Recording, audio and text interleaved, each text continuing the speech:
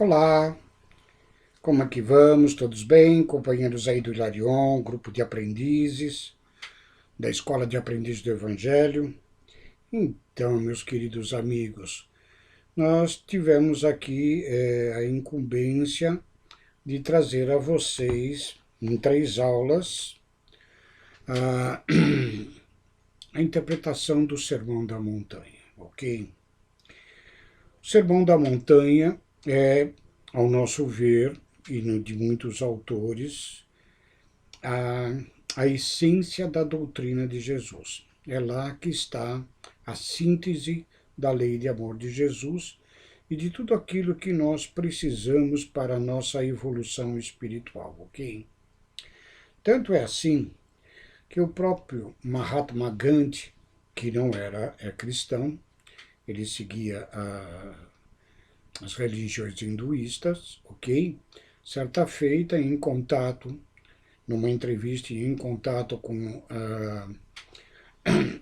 o Evangelho, né, ele chegou a pronunciar de que se todos os livros do mundo, todas as obras sagradas, todas as bibliotecas se perdessem e restasse tão somente o Sermão da Montanha, a humanidade não estaria perdida, a humanidade estaria redimida, pois que ali se encontram todos os valores essenciais ao ser humano, ok?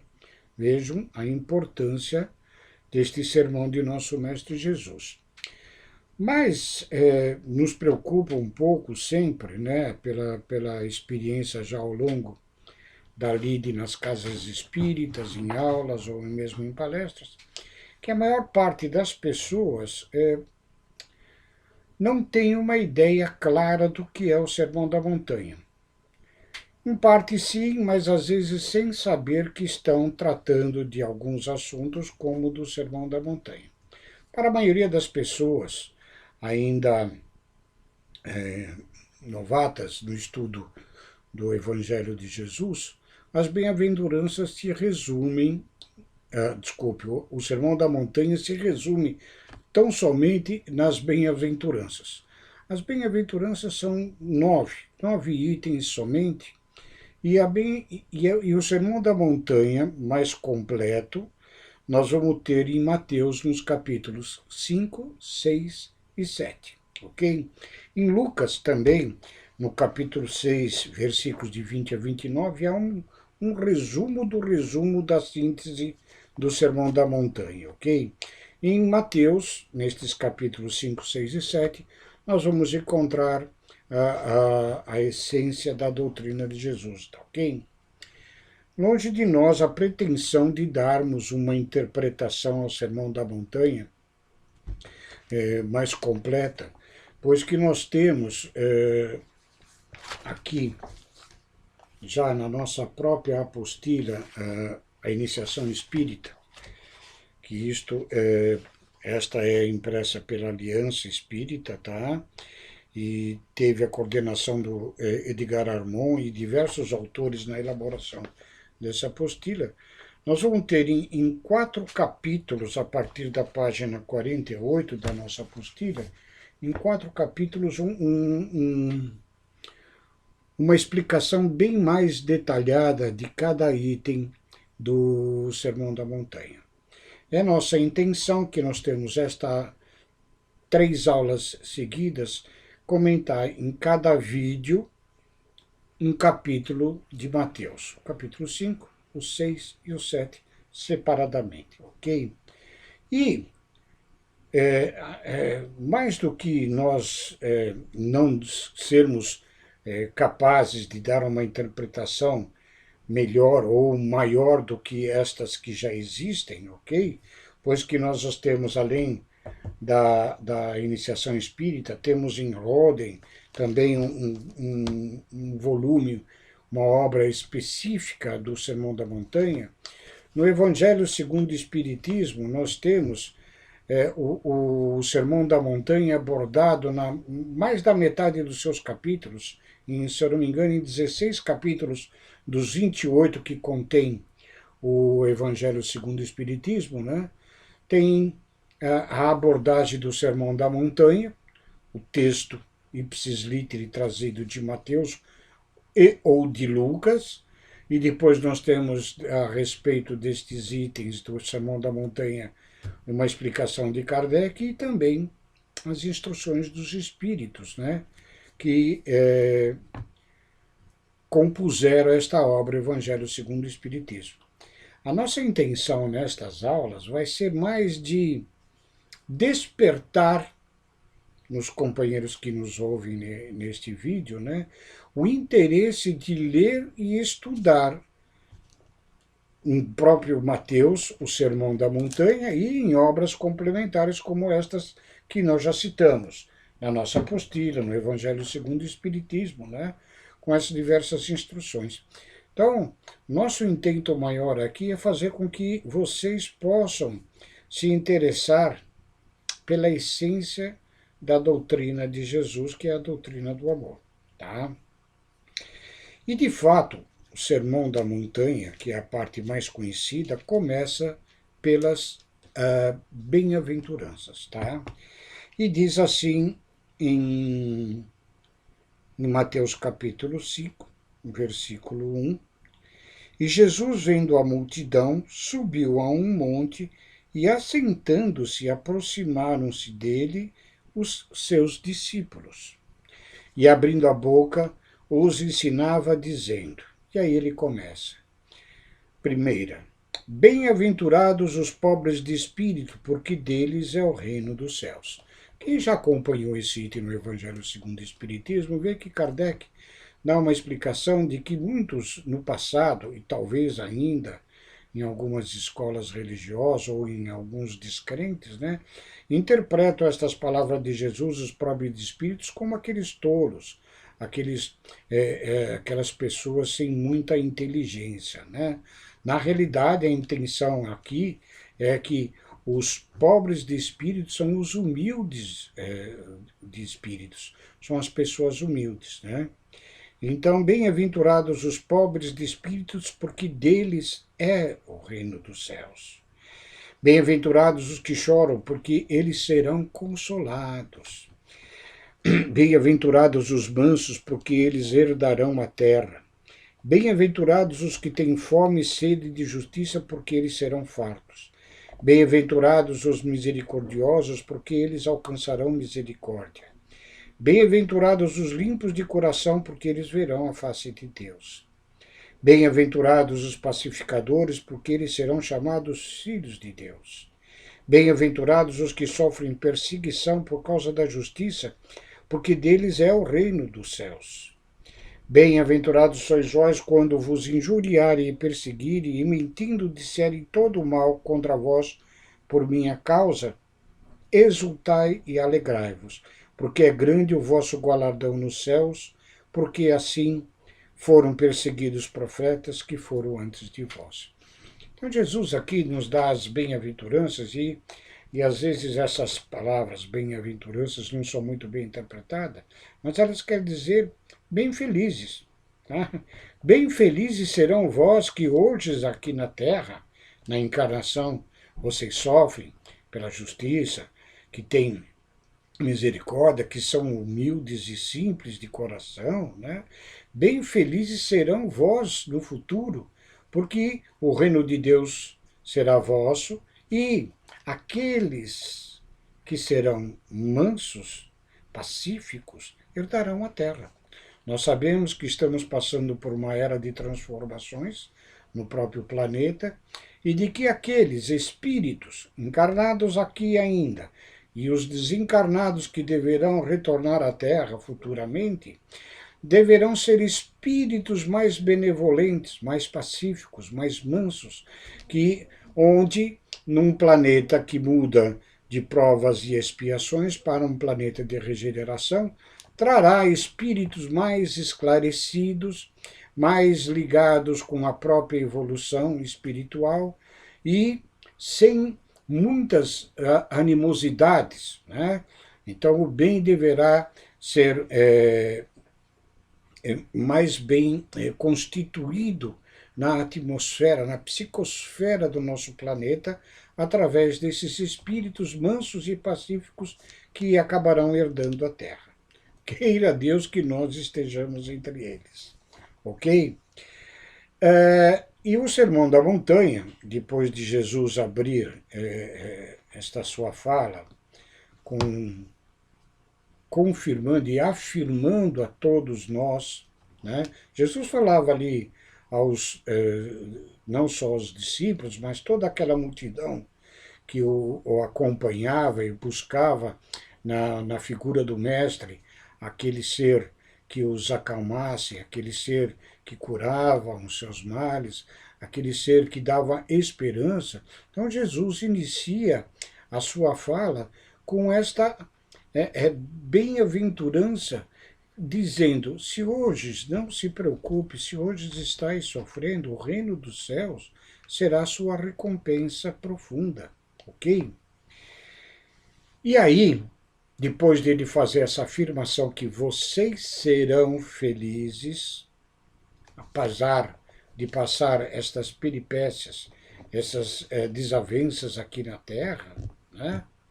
Ele nos afirma duas questões muito importantes para as nossas reflexões aqui ainda neste capítulo 5 de Mateus. Primeiro ele diz: vós sois o sal da terra. E depois, na sequência, ele vai nos dizer também: vós sois a luz do mundo. Repare que aqui a palavra de Jesus é não serão, e sim sois.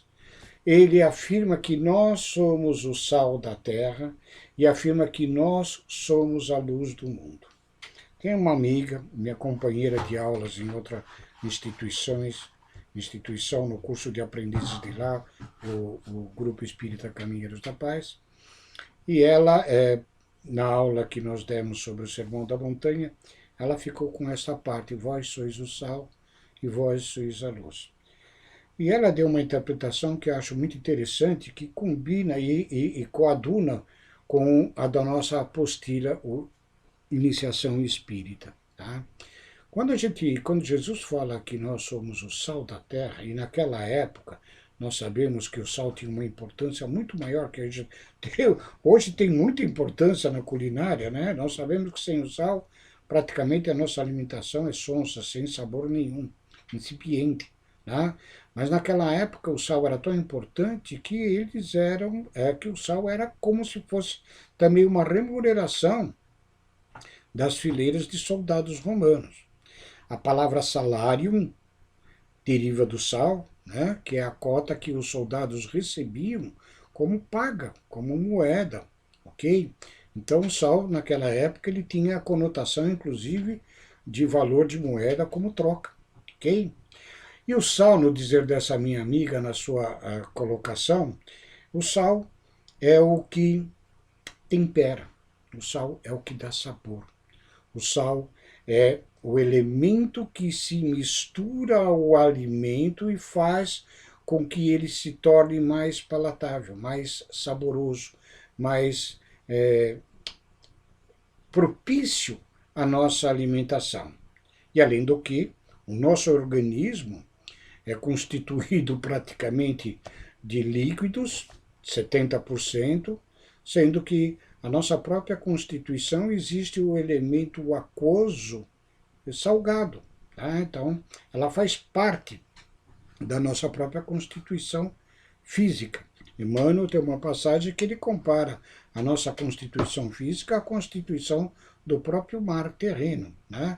do elemento aquoso salgado. E ela dá ainda esta interpretação de que o sal ele é o elemento que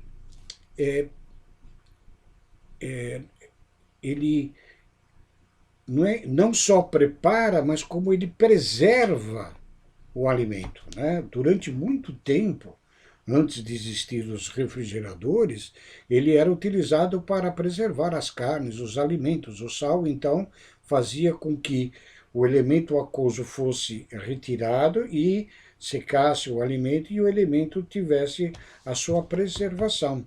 Ainda hoje há diversos tipos de alimentos com esta preservação pelo sal. Né? O elemento salgado, ele faz com que, além de o alimento se tornar mais saboroso, ele também faz com que o alimento seja melhor conservado.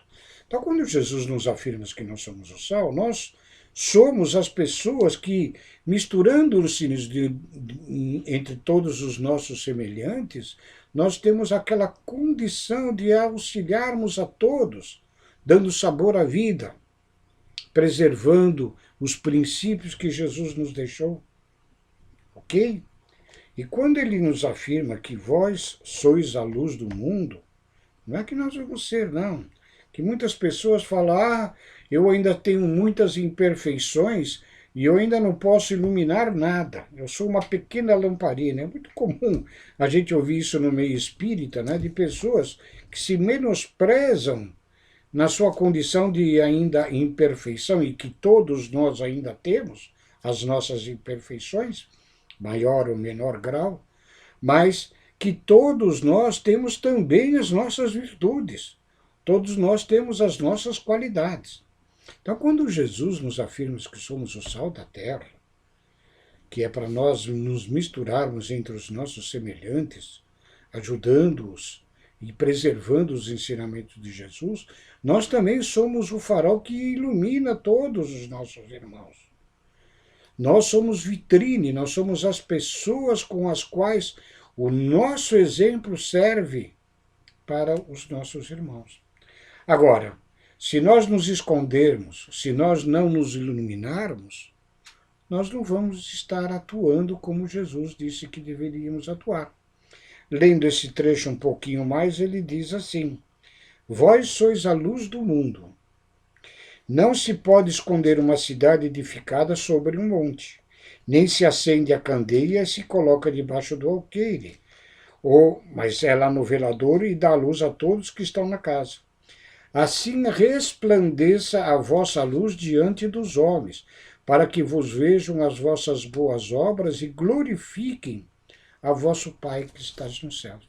Veja que ele nos concita a sermos o farol, a luz do mundo, diante dos homens, que nós que devemos levar a este evangelho de Jesus, esta boa nova, a todos os cantos, e principalmente através das nossas atitudes. Nós sabemos que o falar, o ensinar, pode contribuir, mas o exemplo que nós possamos dar na condução do Evangelho de Jesus nas nossas atitudes, esta é a melhor forma de exemplificação. Eu costumo, às vezes, quando faço algumas palestras, né, dizer que muitas pessoas não têm a propensão de ser um palestrante ou dar uma aula, né, que se sentem inibidas, são muito tímidas, né? E eu digo que ser um palestrante numa casa espírita, ou ser um pastor numa igreja evangélica, ou ser um padre numa igreja católica, é muito tranquilo, é muito fácil. Basta, evidentemente, conhecer o assunto sobre o qual vai se falar, e as pessoas que lá se dirigem a estas casas religiosas e também nos centros espíritos, elas vão preparadas para ouvir o que o palestrante vai dizer. Ela sabe de antemão que lá eles vão ouvir sobre o Evangelho. No caso das nossas casas espíritas, vamos ouvir falar sobre a doutrina, vamos falar dos princípios da reencarnação, do Evangelho de Jesus, do perdão. Então, estes assuntos serão abordados pelo palestrante e as pessoas estão preparadas a ouvir. O difícil não é falar numa instituição espírita ou em qualquer outra casa religiosa. O difícil é nós falarmos às pessoas fora destas casas que não querem muitas vezes nos ouvirem. E a forma de nós falarmos e ensinarmos a quem não está junto de nós numa casa religiosa é através dos nossos exemplos, é através das nossas atitudes. Tá? Quando Jesus nos afirma que nós somos a luz do mundo, é assim, é pelas nossas atitudes. Que a vossa luz ilumine diante dos homens. Esta é a nossa postura segundo o sermão de Jesus. Isso posto, como eu disse, eu não vou dar uma interpretação total e profunda do Sermão da Montanha, mas eu quero fazer em vocês este despertamento para o processo evolutivo de cada um, na qual vocês se aprofundem na leitura e no estudo do Sermão da Montanha, utilizando todas as obras que lhes são possíveis, ok? E, humildemente, este vídeo que pretende dar esse despertamento. E na sequência, Jesus nos deu as bem-aventuranças, afirmando que nós seremos felizes no reino dos céus, herdando a terra reformada, ok? Diz que nós somos as pessoas importantes, o sal da terra e a luz do mundo, que nós brilhemos diante dos homens. E aí ele começa o sermão. A palavra sermão quer dizer uma ademoestação religiosa, muitas vezes. Na realidade, sempre confundo em um cunho moral na essência do sermão, né? Então, um sermão é uma espécie de um aviso ou de uma chamada de atenção, uma admoestação que tem um cunho moral nas suas colocações, tá?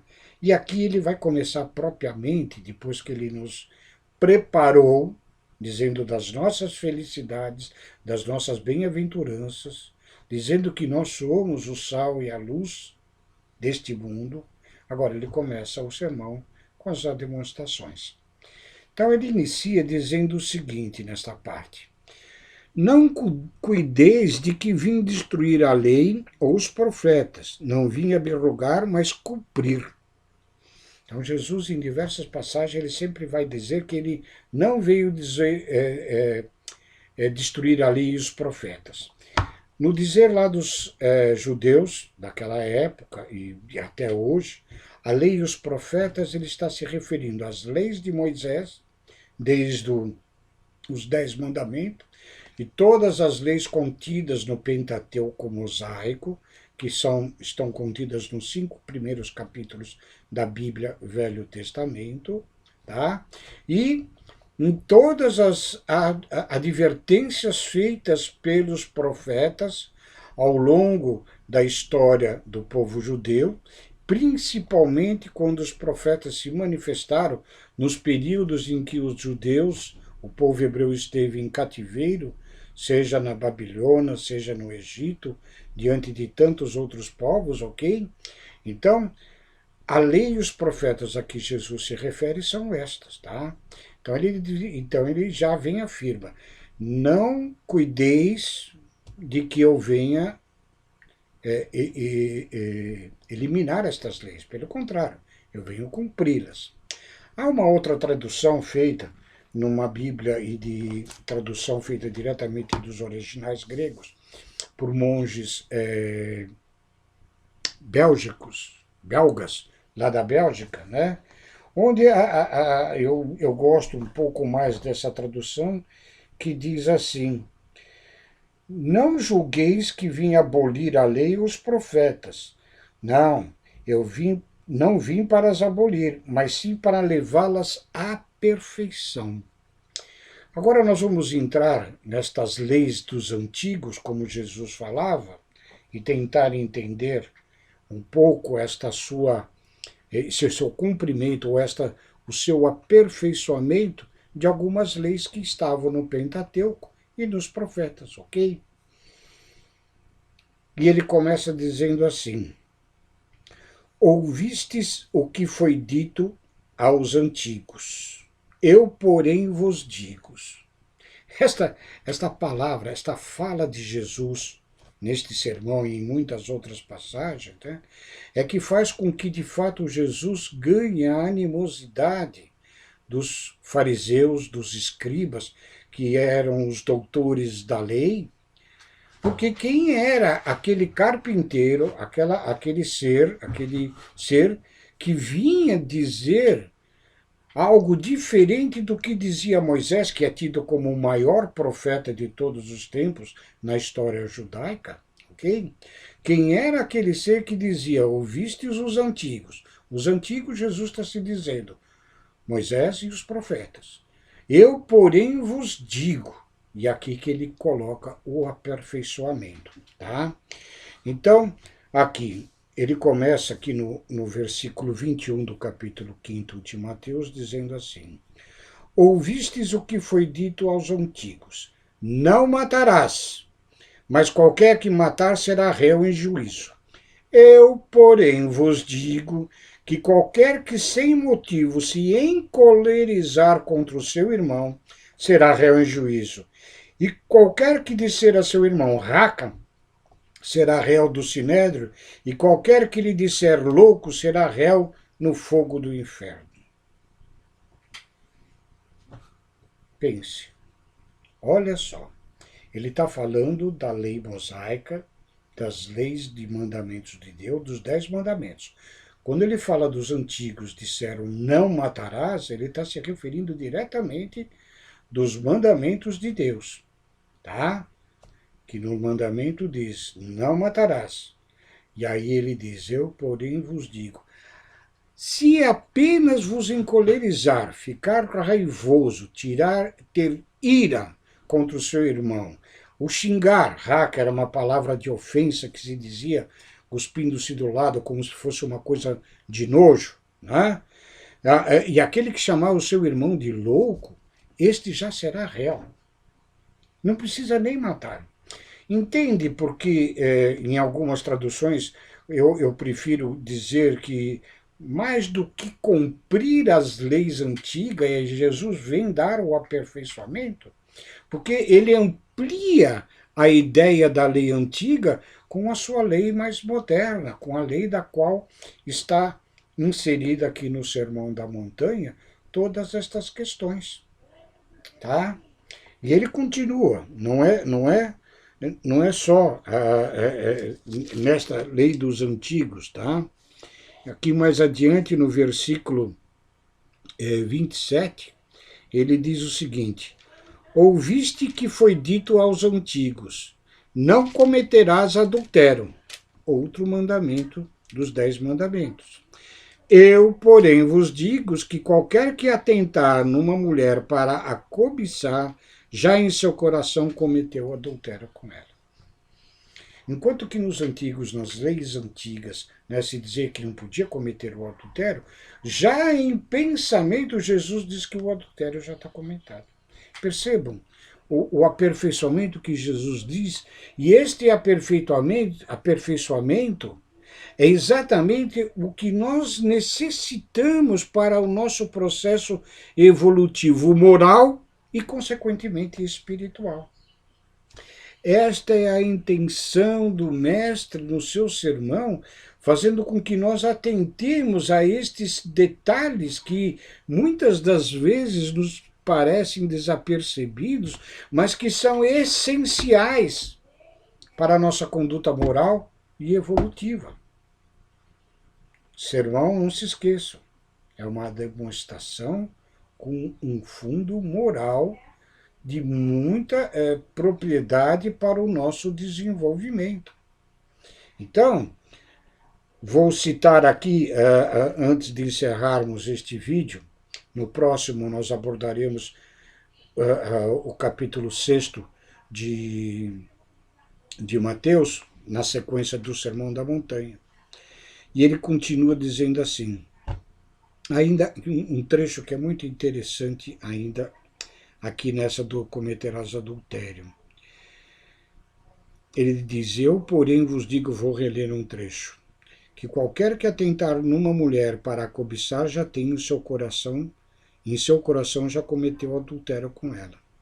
E esse trecho é muito importante para nossas reflexões. Portanto, se o teu olho direito te escandalizar, arranca-o e atira-o para longe de ti, pois é melhor que perca um dos teus membros do que todo o seu corpo ser lançado no inferno. E se tua mão direita te escandalizar, corta e atira para longe de ti, porque te é melhor que um de seus membros se perca do que seja todo o seu corpo ser lançado no inferno.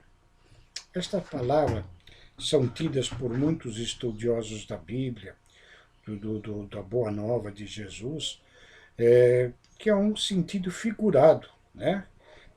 que Seria um absurdo se pensar em se arrancar uma própria mão, que é motivo de nosso escândalo, ou seja, de nossos erros, que os nossos olhos são pecaminosos, que é melhor entrar em vida cego, sem os olhos, né? Do que nós nos perdermos. Então, eu diria que estas palavras de Jesus não são, de modo algum, simplesmente simbólicas.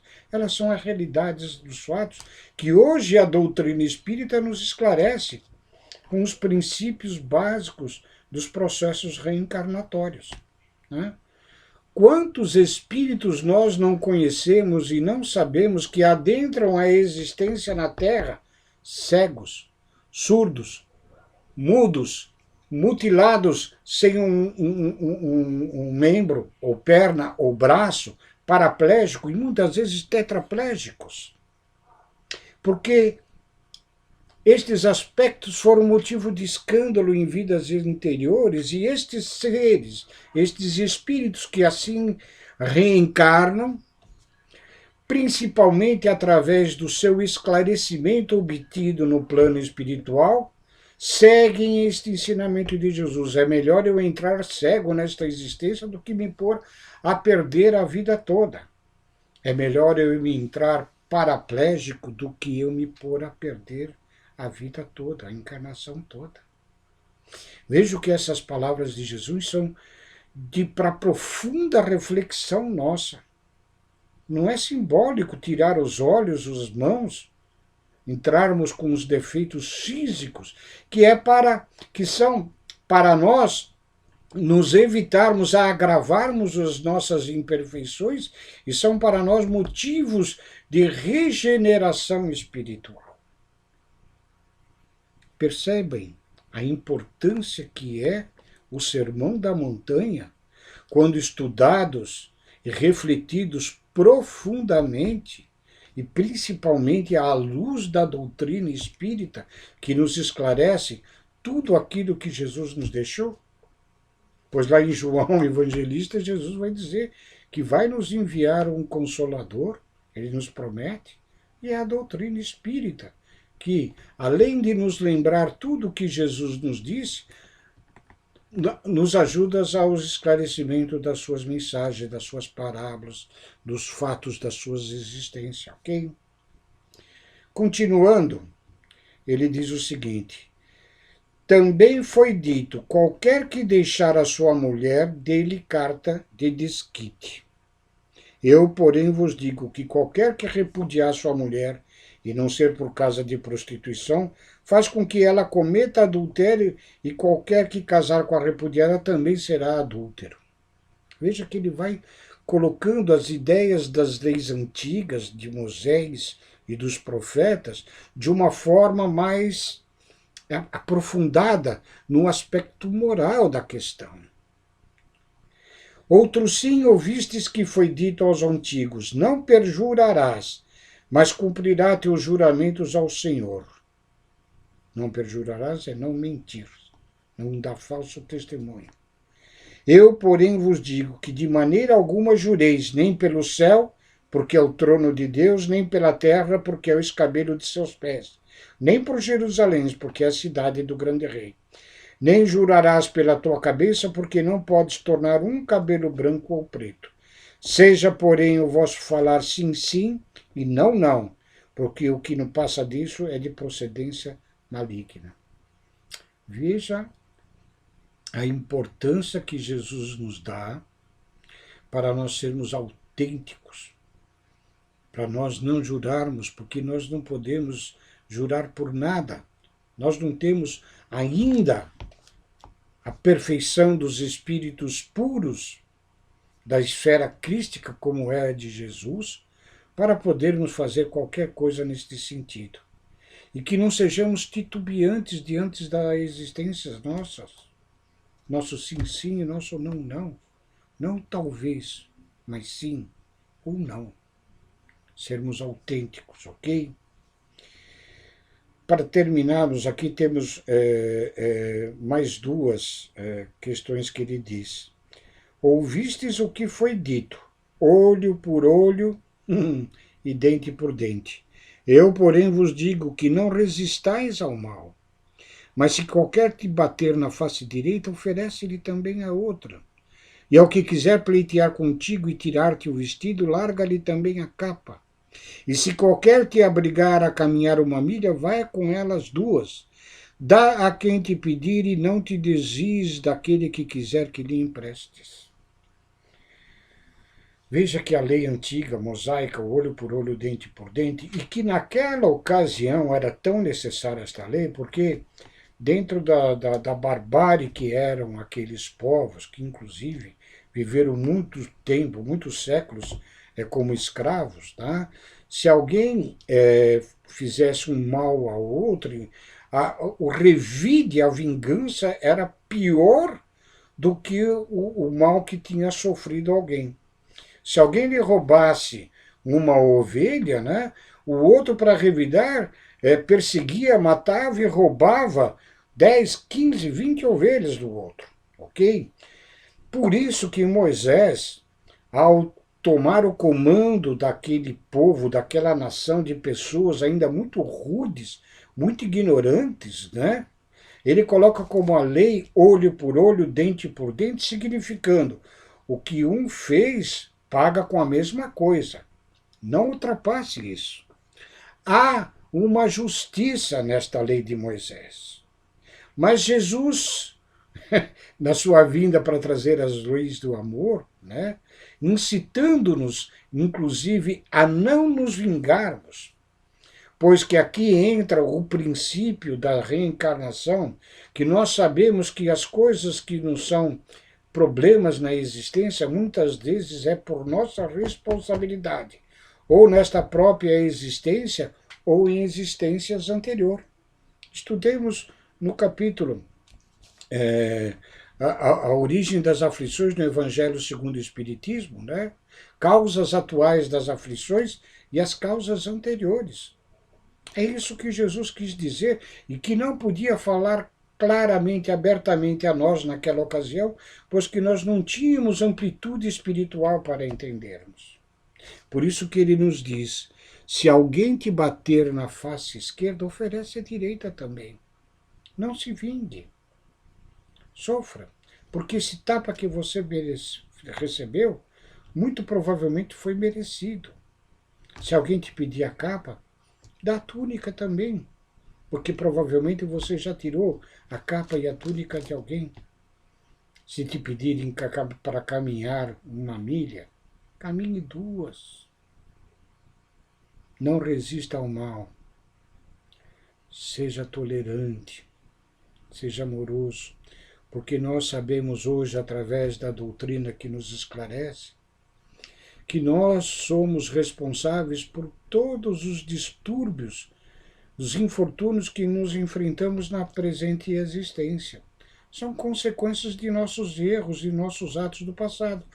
Por isso a necessidade do estudo e aplicação do Evangelho de Jesus, do seu Sermão da Montanha, no nosso aperfeiçoamento moral, para nós escaparmos das futuras reencarnações de processos dolorosos. É só com o nosso avanço moral, com o nosso aperfeiçoamento, com a aquisição das nossas virtudes, é que nós vamos deixar de sofrer. Ok? E para terminar esse capítulo 5, aqui no versículo 43, Jesus diz: ouviste o que foi dito, amarás o teu próximo e aborrecerás o teu inimigo. E aqui Jesus diz: eu, porém, vos digo, amai os vossos inimigos, bendizei os que vos maldizem, fazei bem aos que vos odeiam e orai pelos que vos maltratam e vos perseguem, para que sejais filhos de vosso Pai que estás nos céus, porque faz que o seu sol se levante sobre maus e bons, e a chuva desça sobre justos e injustos. Pois se amardes os que vos amam, que galardão tereis, que benefícios provocam? Não fazem os publicanos também o mesmo? E se saudardes unicamente os vossos irmãos, que fazeis demais? Não fazem os publicanos também assim? Sede, pois, vós perfeitos, como é perfeito o vosso Pai que estás nos céus. E esse capítulo, Sede Perfeitos, capítulo 17 do Evangelho segundo o Espiritismo, vai nos trazer uma série de esclarecimento e aprofundamento destes itens que Jesus diz aqui em Mateus, nos versículos de 43 a 48. O nosso amor, a nossa dedicação àqueles que nos desejam mal.